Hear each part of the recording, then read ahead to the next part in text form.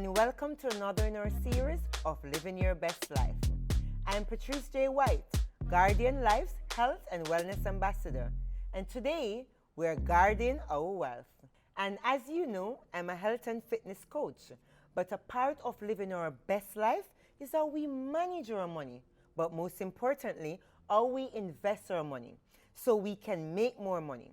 And here at Guardian Life, your money is in the best place for your life goals.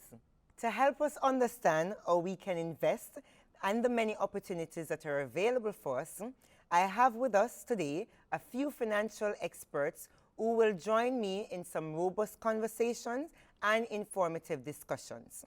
First up, let's get this money mine. Kalilah Reynolds, she's an award-winning business and financial journalist, and Marcia, Browne, insurance advisor here at Guardian Life Jamaica. Kalilah, Marcia, welcome. Hi Pat, hi everybody watching. I'm ready to get this money and to invest it with Guardian. Absolutely. So, Kals, let's start with you first. All right. You have made investments understandable through your videos, but break it down for us a little bit further. What is an investment and how can we spot an investment opportunity? All right, that's a great question, Pat. So an investment is anything that you do, and this is my definition, it's not in the dictionary. An investment is anything that you do with the intention of improving upon that thing. So you can invest in your health, right? And you want to improve upon your health. So when you finish, and typically you really shouldn't finish, investing in your health, but at some point in the future, you should be better than you are today, right? So you can invest time, which is a very valuable currency, by the way, because you can't get it back once it's spent. You can invest your time, you can invest your money. For the purposes of this conversation, we're talking about investing your money. And we're typically looking at investing in financial assets or just assets that are going to increase in value over time. So once you start with it, the intention or the objective is for it to be worth more in the future than it is when you start the investment. So you can invest in things like stocks and bonds. These are tradable assets. Stocks are simply your share in a company. So you have a part ownership in an established company. You can invest in your own business. You can invest in your education. You can invest in real estate, which is a very popular one as well. But the intention and the objective of an investment is that it's going to be worth more in the future than it is today. If you're buying a house just to live in, it may not necessarily be an investment. You may not be thinking of it as an investment property, right? Why? So depending on where you buy the house. So if you're buying a house without the objective of it being an investment, you could end up buying a house in a bad neighborhood and it loses value. But if you're buying a house with the objective of it being an investment, you are looking for the price to go up in the future. Or you are looking at it as maybe a rental property that you're going to earn income from. So how do you spot investment opportunities? So you are looking for anything that you think is going to rise in value in the future. And we're going to talk about this some more, risk appetite, based on your risk profile, how much risk you are comfortable taking. So you can have a very conservative profile, you don't want to lose no money, so you can invest in things that are very stable, very secure, have a long track record, but typically low risk, low reward, high risk, high reward. So you might not get a huge return from something if you're very conservative, but you might be fine with that. As long as you don't lose your money, you're happy, right? And then you can look at things that are going to appreciate at a much faster pace. So you might want to look at investing in a company that's listed on the junior market, and we'll talk some more about that later as well. You might want to look at a company that's really in a rapid growth phase that is going to really appreciate and take off much faster than a more established company that's moving at a slower pace. They're not as aggressive. Or you might even consider cryptocurrencies, which is that's a whole other conversation. Exactly. Okay. This is a question from my young people.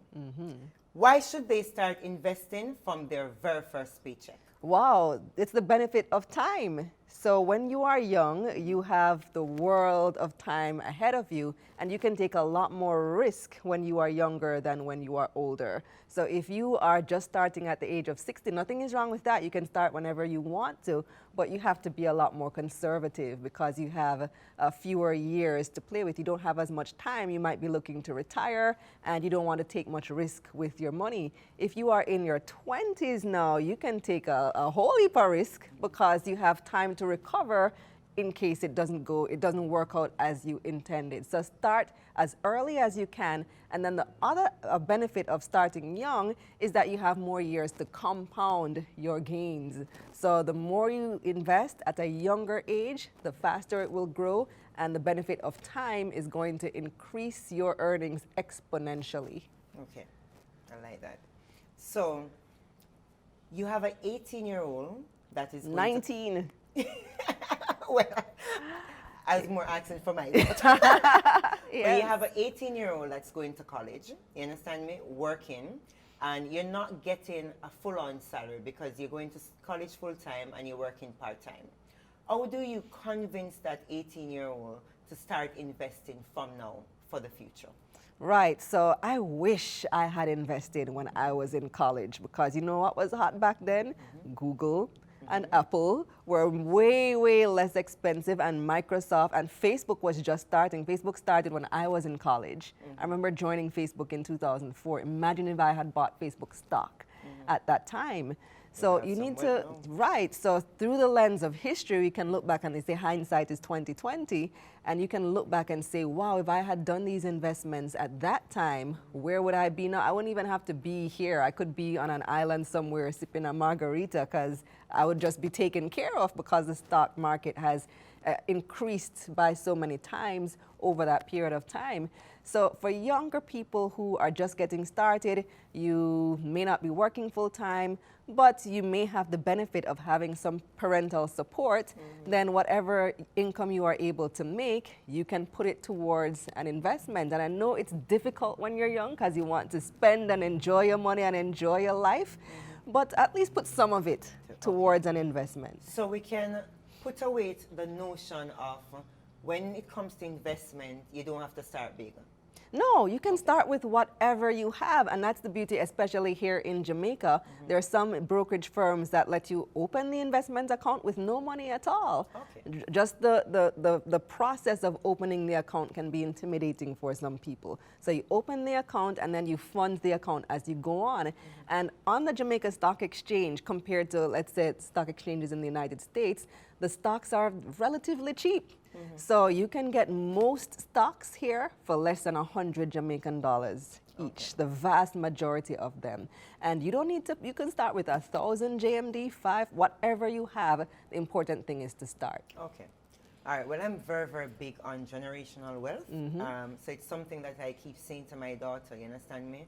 I'm not into, birthdays come, you're buying gifts that 2 years down the line, you part the gift one side. I believe that gifts should be shares, you understand me? So she can invest and stuff Brilliant, like that. yes. Investment plans, those things, etc. Because we're, thinking about generational wealth.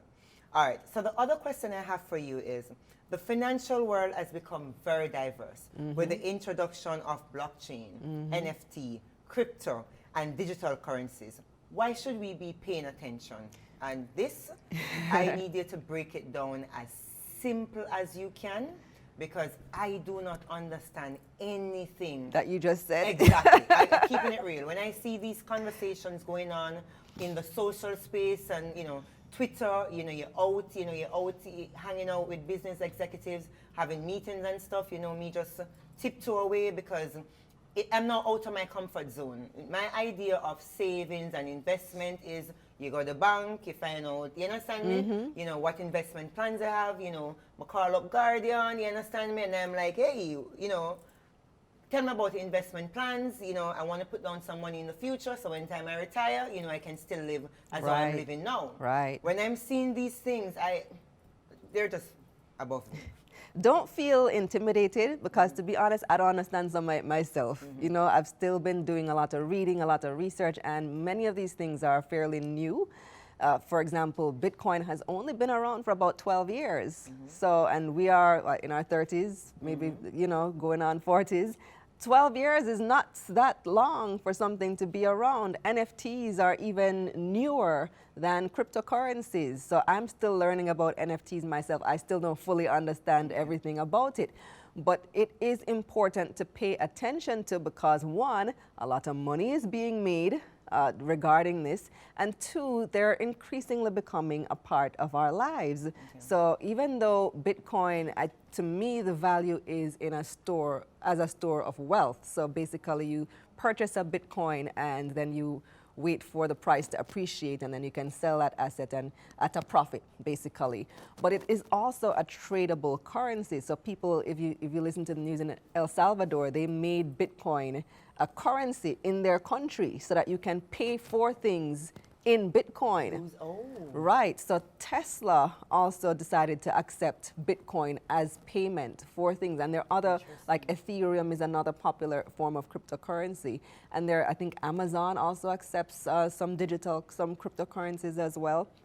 And then here in Jamaica, the Bank of Jamaica is establishing a digital currency, and not to be confused with cryptocurrency. So the difference is that cryptocurrencies are not regulated by any bank anywhere, which is why people are attracted to it.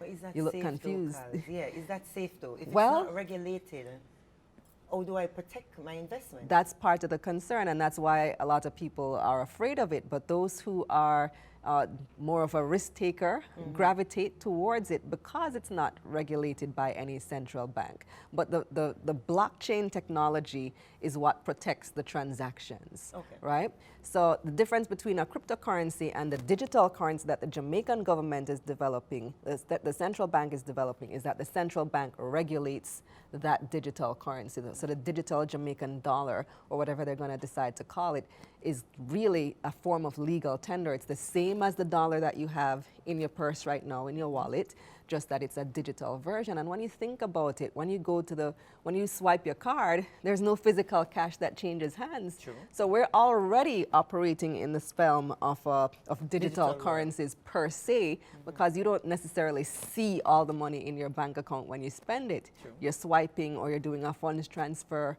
or various things, and that's what that is. But then cryptocurrencies, like I said, is this unregulated thing. It is growing in popularity. Some countries, well, just one country so far has even adopted it, and it can be seen as a store of wealth if you are a risk taker, if you're not as risk averse as some people. I'm afraid of the risk. Yeah. I do safe investments. Yeah. I'm still afraid of And the that's risk. good to know. So knowing your investment profile is extremely important. So you want to do things that align with your goals, with your core values. So if you know that you're conservative, then you might not want to go into crypto, or you might not want to go into some more high-risk investments. Okay.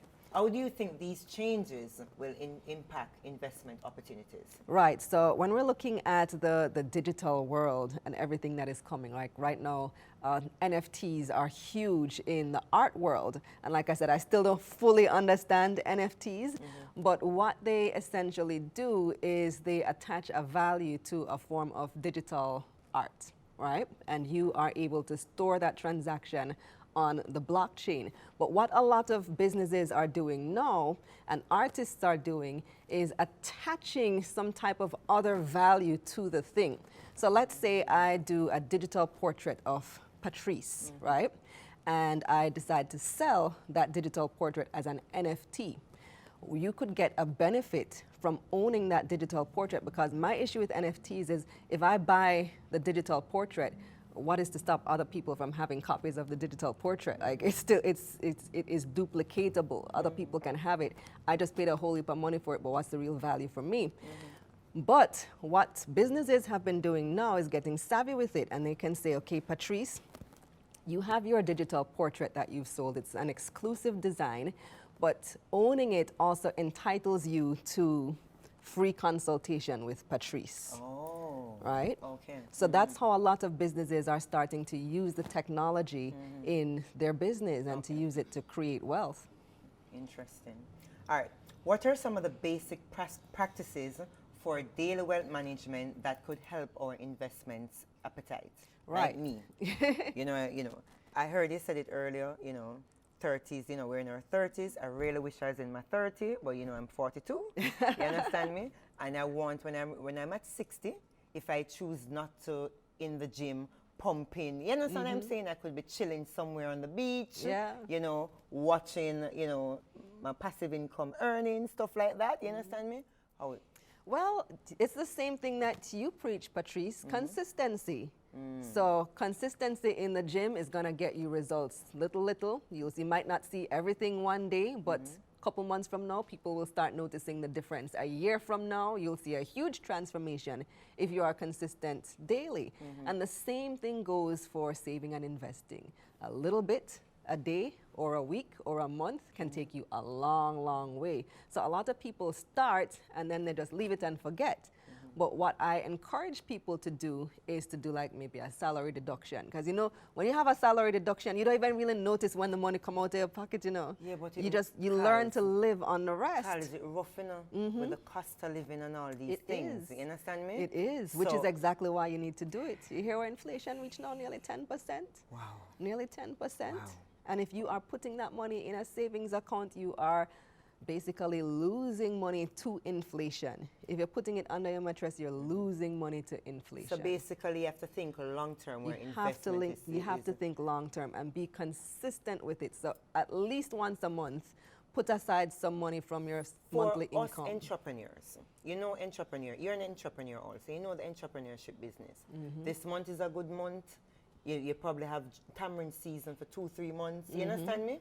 So a lot of entrepreneurs who don't invest or don't even want to partake in the conversation of investing will say to you that their earning is not consistent. So why are they going to invest when they don't have a regular funds coming in? So you don't necessarily convince them to invest? don't necessarily have to do it monthly. You can do it as a percentage of whatever income you make. So if you're getting paid $100,000 for a job, then you can say, I'm going to put aside 5%. Every time I get paid for whatever, I'm going to put aside 5% into my investment account.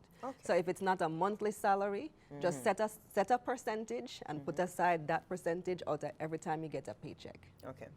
All right. As a financial journalist, tell me the industry or industries that are booming right now. Right. So there's a lot going on in the space right now. The manufacturing and distribution industries have shown that they have weathered the COVID storm fairly well. They have done fairly well in the past 2 years. They have grown. But more specifically in the Jamaican context, the junior market companies have been doing very well. And the junior market simply refers to the smaller companies that are listed on the stock exchange. So you have your big companies and you have smaller companies, and these are the ones that are valued at 500 million or less Jamaican dollars, which is about, 350,000 US, I think? No, or 3.5 million. Don't quote me on that. I think it's about 3.5 million. So the smaller companies are valued 500 million Jamaican dollars? Yes. Okay. Or less. So if I'm not in the 500 million Jamaican dollars range, that means I'm just right down there. I'm not touching the small company. No, that's the maximum. That's the maximum, right? So once you pass 500 million, then you go on the main market of the stock exchange, right? So there are a lot. Some of them are much smaller than the 500 million. But why there is so much opportunity in the junior market is that these are the companies that are at their growth stage. They're very aggressive. They want to build, they want to grow, they want to get to the 500 million and beyond. And so they are growing a lot faster than the companies on the main market. So there's opportunity there, but there's also more risk. And we spoke about risk as well because they're not as established. So if you're not a company that's as established, that has a 20, 25, 30, 50-year track record, there is more risk because you might be new. You might have a company for 2 years. We've even had startups that listed on the Jamaica Stock Exchange. Startups are risky, but there's also huge growth potential if you are willing to take that risk. Okay. All right. Thank you, Kals. This is really good information. So like me, who is not a risk taker, I'm going to be pulling on you for a little bit more guidance. Anytime. All right.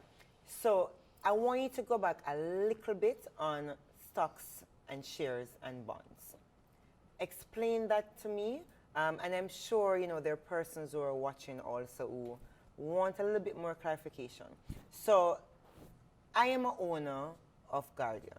And when I tell people I'm an owner Guardian, they're like, "What, Pat, you're not the CEO?" I'm like, "I have shares in Guardian." Exactly. You understand me? So if I have shares in Guardian, then I'm an owner of the company. So when I just went into buying shares, I just buy it because I expect when I'm selling it, I'm earning more than what I purchased it for. Right. Then I start get little checks. I never know Dividends. Yeah, mom, I Dividends, never know somebody I get yes. little money. So explain that to me because I have to get some proper explanation. I'm still not get it. Right. And true, I don't want people to know some of my head is tough. I just say, all right, I understand. But explain that to me because I thought that when I bought the shares, you understand me, I pay X dollars for it. My earnings for it is going to be when I sell that share. Right. And that's it. I was at no point in time I was expecting to be getting checks. So there are two, and you're absolutely right, there are two primary ways that you make money from investing. One is through price appreciation, which is what you described, that you would sell the stock for more than you paid for it at whatever point in time. So that's price appreciation. It's also called capital appreciation. It's also called gains or capital gains. And then number two is dividends. So dividends are simply your share of a company's profits. So if a company is profitable, they may declare a dividend, and the dividends are paid to all shareholders of the company. Guardian, please continue making profit because I want to collect much more dividends. But a dividend isn't guaranteed. So when you're investing in a company, you want to look at what their dividend policy is. Especially if you're investing in, and we spoke about the junior market companies, companies that are in that growth phase, they may prefer to reinvest their profits into the company so that they can continue growing rather than paying out a dividend to shareholders. So it's something that you want to consider, yeah. Put a pause right there, Carlos. So if I am going to buy a share in a company, it is best for me to also look at how it is that they pay out dividend. Right. So, because that will also guide me in terms of, what's the correct word in terms of finance? The potential of the company. Right, right. How So much not, money we can so not all companies pay dividends. So you do want to look at the dividend policy. And what is your objective in purchasing the shares? Are you looking for passive income? Are you looking for regular dividends? Then you want to seek out those companies that pay regular dividends. If I'm looking for passive income, then I need to go for regular dividends. Yeah, that could be one strategy that you use. Thank you, Kals. I don't know about you guys, but I've learned a lot of information from you. This information serves as a roadmap towards our investments, how it is that we're going to save some more, invest some more. And my map is leading me to speak to Marcia because I now know how to make the investments. You understand me? But more want to know the investment products that I can invest in now, don't it? All right. So, Marcia, you're a financial advisor here at Guardian. Yes. And as you know, every mickle make a muckle. You understand me? And as I said it earlier with Carls, I am one of those safe investor. Yes. Because be careful the little mickle when I have to go down the drain. So, how much should I start with? And realistically, what can I get with that amount that I start with? All right. First to begin with, Guardian Life has a suite of solutions or products that has an investment component attached. So the majority of them, like about 98% of our products, has investments attached. And the minimum that one can start with, listen to this now, you can start with $500 on the investment component of your life insurance policy. And we have, there are those that the minimum is $1,000 as well. But as you can imagine that what you gain is predicated on how you invest. The more you can set aside for investment is the more you gain. However, what we have recognized though is that we would like as much persons as possible to start saving. As Kalilah said, start where you can. Start from your young, start small. So this is why we made the flooring of our investments $500, or there are some products where you start mandatorily at $1,000. And what happens is that over time, as clients are able to, depending on disposable income, they can gradually increase. Oh, nice. So say, for example, somebody takes out a plan that is primarily for, they would like that policy for family income protection, or a life insurance policy is their core function because they want something that that can help their family should they predecease their beneficiaries, right? So that would be their core reason for buying life insurance, but that policy also has the investment component attached, and that is what clients really love about the policies. It's really holistic. So it gives a living benefit as well as a death benefit, because in times past, you know, that a lot of policies back in the day didn't have any savings. But now with the evolution of insurance, we do now have the majority of our plans with investments. So what happens is that the client can start with a minimum $500, and over time, at any point in time, they can come and say to their advisor or say to me, boy, Marcia, I'm earning a little bit more now, so can I put it to, say, $2,000 a month or $3,000 a month? And say, for example, their overall premium might be, say, $10,000 a month. What will happen is that at $3,000 a month, that is on the investment side, goes into an investment fund. And we have we have segregated funds that the investments can be invested in. From our portfolio team, we have plans where the investments are in 5 segregated funds, where clients will have an option to put their money in one of these funds or more than one. The funds are foreign currency, money market, equity, real estate, stabilization fund.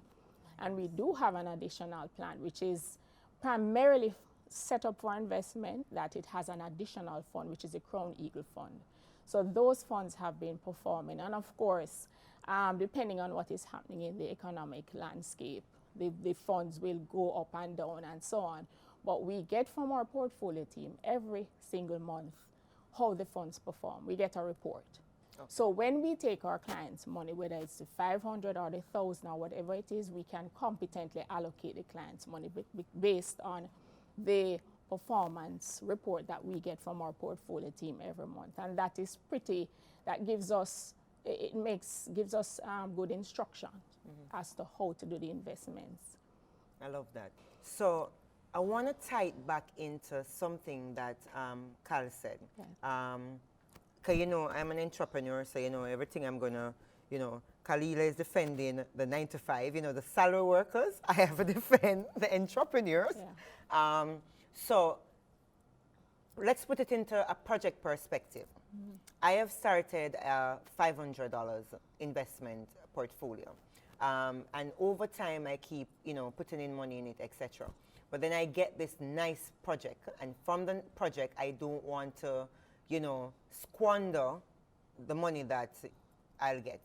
So I take a percentage from that. I can then come to you guys and say, hey, I want to add this to my investment fund. Absolutely. We have that capability where clients can come in, or anybody can come in and put a lump sum on their investment.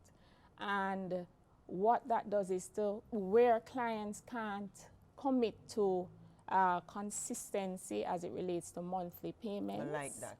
Say it again, can, Marcia. where clients can't commit to a monthly payment plan, they, meaning a monthly payment plan of, say, a bigger amount, they can continue with their $1,000 every month, but every now and then, if they get a lump sum, some persons, I have some clients who probably join a partner, because you know a lot of our people here join partner, and I will say to you guys, when you get your partner draw, see if you can come in with a portion of it and just put it on as a lump sum. I like and that will help with the returns that you will get. I like that. Yes.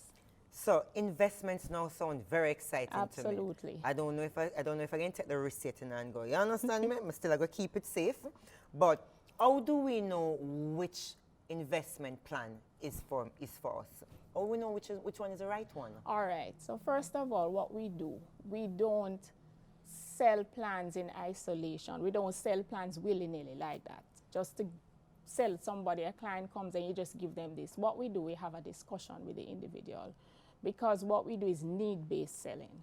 So the thing is that your need may be different from Kalilah's need. So what we do is a fact-finding discussion. Okay.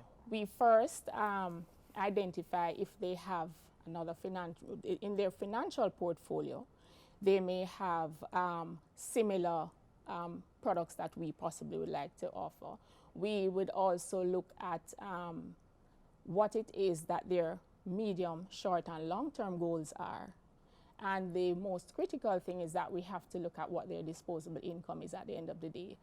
What their income versus their expenditure. Because really, we don't want to give somebody a product that they can't afford 2, 3, 4 months down the road. So it's critical to identify the need coming out of that discussion. And what we will do is give them something that it will benefit them now, and also that same solution can benefit them down the road. Because when they say that their short to medium term goals, probably they're going to go back to school in another 3 years, or they want to look at something for their retirement, or they want to fund their child's education down the road. You will have to look at, or they want something to deposit on a home. So those things are what will come to play in us really recommending the solution that they would be their investment plan. And then we also, in collaboration with our investment portfolio team, seek guidance sometimes, because they will also say I will call them from time to time and say, hey, I have a client who wants to invest X amount. Give me some information as to how you think the funds will perform. I want to put it on real estate or equity. Can you give me some guidance here based on the amount of money then? And so this is how we operate, where we can ensure that the client will get the most out of their investments. So that's really how we have So to. basically, once I come here, I'm covered. Absolutely. My advisor, make sure so them take sure. care of me. All right. So you mentioned something, and because you mentioned that, I want you to tell me about Guardians, the products that Guardians have that are available, the products and services that are available. And when you're talking about that, I want you also tell me the one that's available for college fund. You understand me? All right. I'm happy that you brought that to the fore, because we are just launching, we're about to launch our new Guardian Achiever plan, Nice. which is a college education plan, which is supposed to come on stream sometime next month. Nice. Where when the child is 1 year old, that policy can be taken out for that child, and the payout is at age 18, just when we're thinking that the child will get into college, and the payout is a fantastic thing. Absolutely. Hear that, guys? Yes. When the child is 1 year old, you can start that plan. So when you reach 18 years of age and college drop in place, you know, so you can just go back to it because the funds are available now. Yes. And also the fantastic thing is that the coverage amount on the life of the child will be paid out. I think it is 3 times the amount of coverage. So say the parent takes out, say, about a 5 million coverage on the child. At 18, 15 million would be paid out, plus some money that is earned on there's also a side for investment as well. So that plan will also have an investment component as well. Nice. So whatever is earned on the investment will be paid out on top of that amount of money. And that plan will continue with the child for the rest of the child's life. Nice. It also carries a critical illness plan for the child as well. Nice. So that's a fantastic plan. As soon as it is rolled out, the whole of Jamaica will be ready for that. And we look forward to And I'll be that. right here pushing that plan Yes, for you guys, because absolutely. trust me. Yes. A lot of,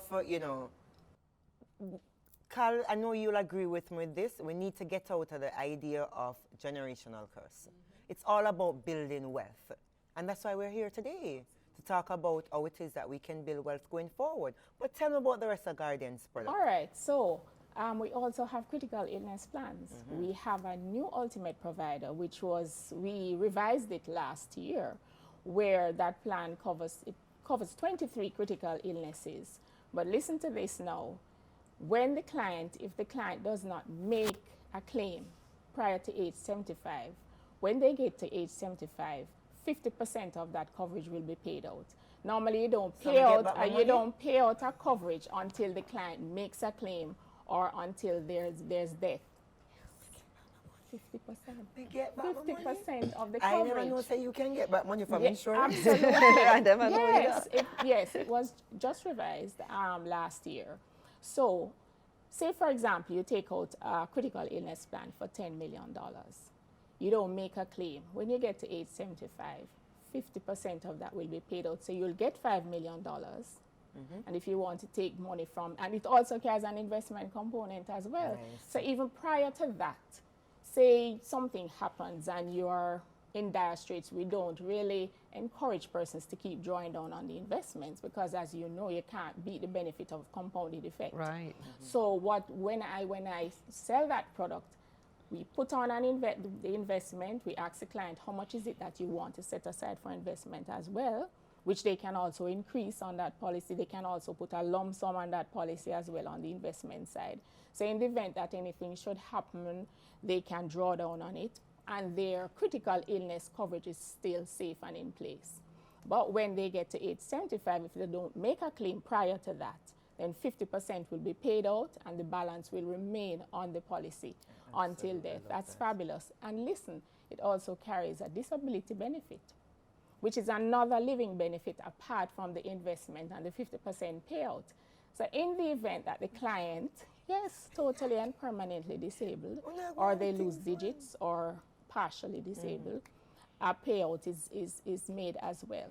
And that would have to have been determined from the outset when they take up that policy.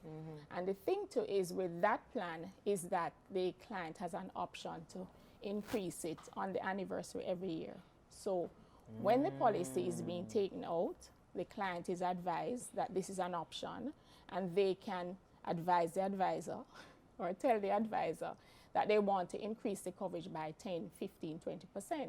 So every year on the policy's anniversary, the coverage is increased. So say they take out $5 million and they say they want 20% each year. So 20% will be put on the $5 million, and so on and so forth. So it will be gradually increased without the client have to be applying again for more coverage or... I love that. Right. I love that. So that's for the critical illness we also have, and that has to be an underwritten plan, so that you may have to do a medical or whatever it is. Okay. And that has to be approved by our underwriters. But we also have non-medical critical illness plan, where it's not approved by an underwriter, but you'll have to be in a safe, healthy space nonetheless.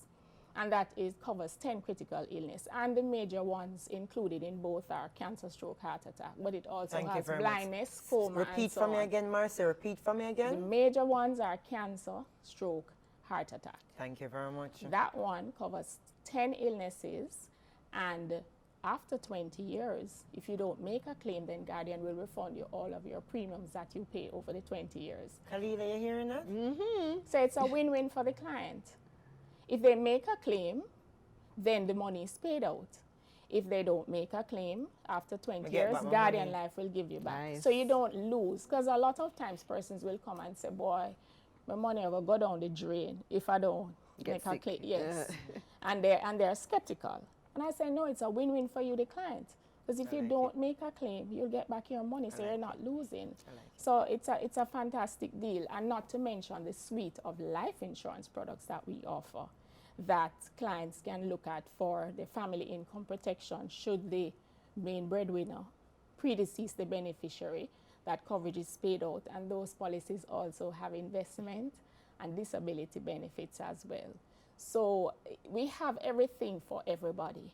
And as I had said before, you start small, and I encourage young persons as well. Take out a life insurance policy when you're young. You pay far less. You are able to pass a medical should you take out that plan. When you say young, what age you mean? So I need to take out one of my daughter now then? Absolutely, you can take that out. All right. And so you know would we be need to the talk owner. And after. absolutely, yes. So Marcia, everything you mention, you keep saying investment. So my question to you is my insurance an investment? Absolutely. Without a doubt, your insurance is an investment, because the truth of the matter is I look at it sometimes as a legacy that you leave for your family. But it's also an investment to help to enrich your life as well.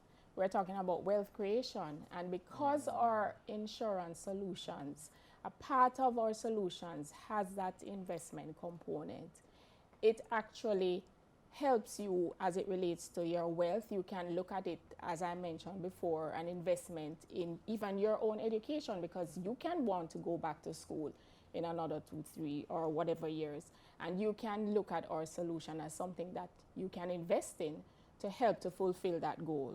Okay. And also an investment in your family's future. In the event that something should happen to you, unfortunately, then they are okay. They are okay for life. And that's why I use the word as a legacy. Okay. Because a lot of kids, grandchildren, their grandparents invested in life insurance before instead of an estate. They name them as beneficiaries, and down the road, they are wonderful benefactors of life insurance. I just want to make sure. So basically, you can correct me if I'm wrong. So basically, I can transfer my investment to my kids. Absolutely. Or a family member. Yes. I like that. All right. So where do we start the process? Online, or do we need to come in branch in person? All right. So we are working on an online. We're launching an online platform where persons can buy life insurance. So that is not on stream yet. But currently, what we do is have our advisors can go to the clients, whichever is convenient for them, to sign documents, and they have to submit documentation and so on. So for now, we have it face-to-face, where we meet with clients. So the clients can either come in office to us, or we meet our clients off-site. Thank you so much, Marcia, for telling us about Guardian's product. And something that we might miss when we have those conversations with our investment officer. We're taking a break, and when we come back, we'll be speaking with our VP of Investments, Michael Parker.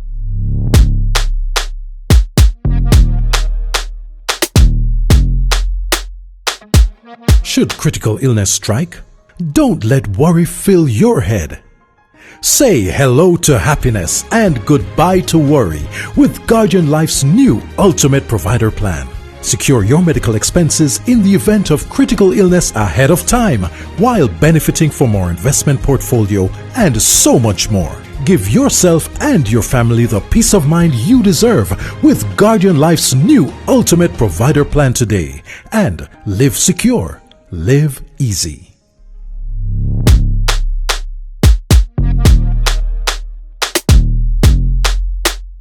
Welcome back to Guardian Wealth. My name is Patrice J. White, and we're talking about investments and how they can help us live our best life. We have learned a lot from our financial journalist, Kalilah Reynolds, and also our very own Marcia Browne, financial advisor. Now we speak with Michael Parker, VP for Investments here at Guardian Life Limited. We will go even further into the opportunities available here at Guardian. Michael, what are the different funds available for Guardian policyholders to invest in? And tell us how they are different. Thanks for having me, Patrice. Thank you. So Guardian has many options available for policyholders to invest in through their policies. So we have 6 that we're currently offering. We have our Guardian Money Market Fund, a Guardian Stabilization Fund. We have a long-term growth, a capital growth, and an equity fund. Okay. What type of assets are included in the funds that are managed here by Guardian? Okay, so we have a number of assets in terms of included in the portfolios, so that we pretty much take the trouble or the stress out of selecting assets from you, the policyholder. So we do that ourselves. So we have a wide range of assets. They're local in terms of local bonds. We have foreign bonds. We have equities.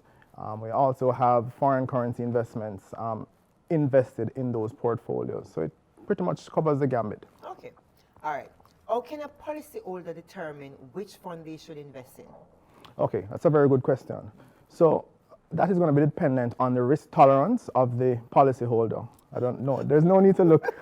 There's no need for that at all. So what we're just saying is that we just need to know what are your investment objectives. So persons may have, wanting to preserve capital. That could be one. They may want income or they may want growth. So really and truly, it's just for you to understand that dynamic to determine what is right for you. In terms of just looking at, say, the option of capital growth versus income preservation, that would determine if you look at more funds that have fixed income components. So our Guardian Money Market Fund or Stabilization Fund, which are more less volatile funds. You don't have the volatility, the up and down. That is a more suitable fund for someone who is more risk averse. We have other options, which are our Guardian Equity, Guardian Long Term, Guardian Capital Growth, which offer investments in equity investments as well as real estate and other more riskier assets. But of course, with risk comes higher return, so it's a trade-off between risk and return. Well, you know, I'm afraid of the risk thing now, so you know, I just go with any investment I'm doing, it's always secure. Okay. Well, the thing is, you know, risk, there's no need to be fearful of risk because there are things that you can do to diversify away the risk. Okay. And we do that at Guardian for you. So to the extent that we can look at, see, okay, how do we diversify the portfolio? And diversification is just a simple concept, which just means don't put all your eggs in one basket. So you're not going to have one particular asset that's going to be in the portfolio that can significantly swing, you know, the movement of the unit prices. And I neglected to mention that the funds that we offer are actually unitized funds. So how that works is that policyholders purchase units in the fund. So when you purchase units, those funds are accumulated, and we then take those monies and invest in financial assets, and then the income from those assets then go towards increasing the unit price, and that benefits policyholders. Okay. All right. So which Guardian product would you recommend for me? I'm interested in, when I'm sleeping, I know I'm earning money. I'm always interested in passive income. So for the passive income earner, which other Guardian product would you match that person with? Well, in terms of the investment funds, the stabilization fund or the money market fund, as we spoke about earlier, those are the more risk-averse funds that we offer. So you can sleep well at night. There's no cause for concern at all. But as it relates to, you know, looking at more riskier assets, or in terms of looking for a higher rate of return, certainly, given your age, because I can see that you're not at age 1 minute past 25, I'm sure. So I know that you could look at taking on additional risk. And that's the thing that we look at when we're looking to see, you know, what funds do persons invest in. We look at things as your age, investment horizon, in terms of do you have any particular milestones that you're trying to achieve in the next 5 to 10 years. Because these are all things that are going to actually impact the actual fund that you choose to invest in. So we have to get a fulsome understanding, and that's why it's very important for you to have a discussion with your investment advisor or your insurance advisor to determine what's the best fund for you. Okay. What are the risks involved in Guardian investment funds?